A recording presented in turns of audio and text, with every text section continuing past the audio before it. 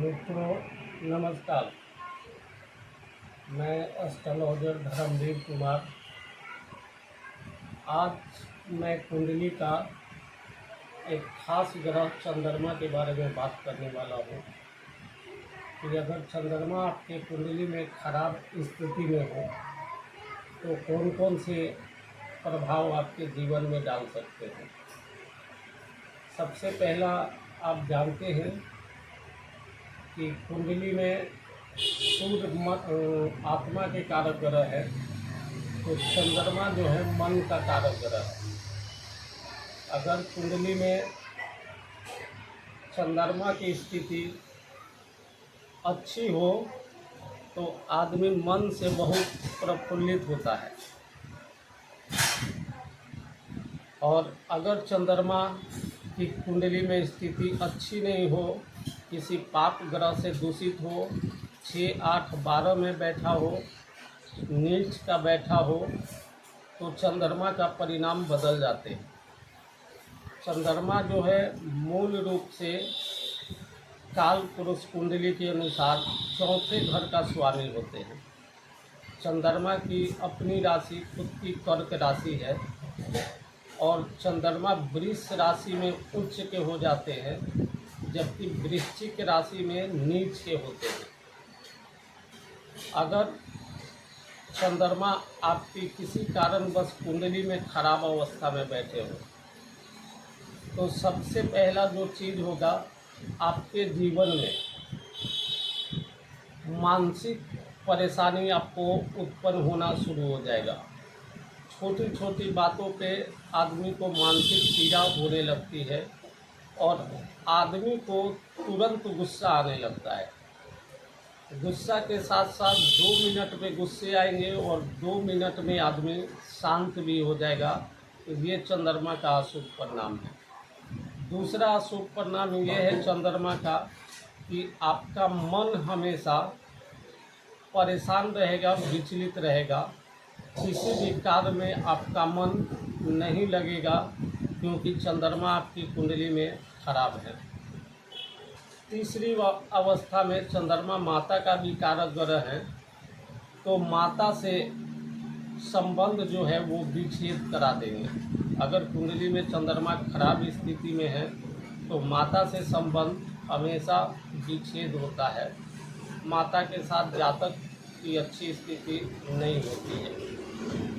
चौथा, अगर चंद्रमा खराब स्थिति में हो, 6, 8, 12 में बैठा हो, खास करके कुंडली के अष्टम भाव में चंद्रमा बैठा हो खराब होकर, तो हमेशा आदमी के दिमाग में विचार जो आता है, विचार ये आता है कि अपने आप को ख़त्म कर लेना है, आत्महत्या जैसे प्रयास करवाता है।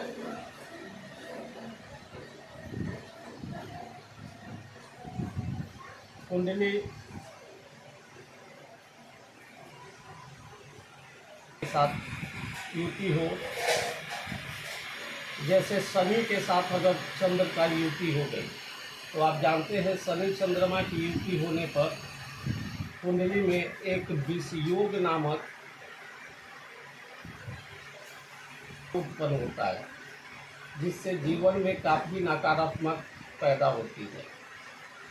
तो ये सारे गुण जो है चंद्रमा का नेगेटिव होने का कारण माना जाता है। अगर आपके कुंडली में चंद्रमा खराब है तो आप अकेलापन का शिकार हो जाएंगे। आपको हमेशा मन में इच्छा जागृत होगी कि हम अकेले में रहें। आप कहीं भी बैठेंगे तो अकेले में बैठना पसंद करेंगे, 4 लोगों के साथ रहना पसंद नहीं करेंगे। कहीं भी जा रहे हैं तो आप अकेले में जाना पसंद करेंगे, क्योंकि चंद्रमा मन का कारक ग्रह है। आप जितना अकेले में बैठेंगे उतना आपकी मन को थिंकिंग करेगा। चंद्रमा मन का कारक ग्रह, मन क्या है सोचने का काम करता है।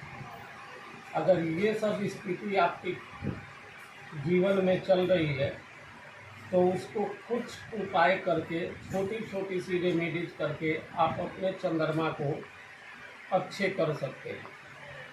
सबसे पहला जो अच्छा करने का तरीका है कि आप हर सोमवार को भोलेनाथ को घर के आसपास किसी भी मंदिर में जाके 1 लोटा जल चढ़ा के आओ। क्योंकि चंद्रमा जो है शिव की जटा में विराजमान है और शिव से कमान होने वाले ग्रह है। तो सबसे पहला कार्य यही करना है कि शिव को हर सोमवार को 1 लोटे जल का अर्पण करना है, जिससे आपका चंद्रमा शुद्ध होना शुरू हो जाएगा।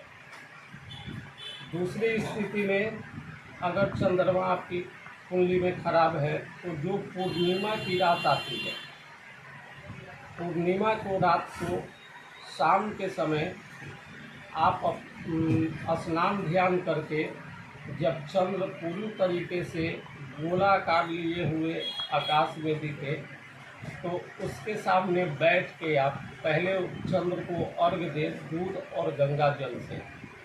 गंगा जल और दूध से अर्घ्य देते समय एक मंत्र बोले, ओम सोम सोमाय नमः। मंत्र को फिर से सुन लें, ओम सोम सोमाय नमः। दूसरा चीज़ है कि ये विधि करने के बाद आप चंद्र की रोशनी में ही बैठ जाए 10 मिनट और जितना हो सके ओम नमः शिवाय मंत्र का जाप करें।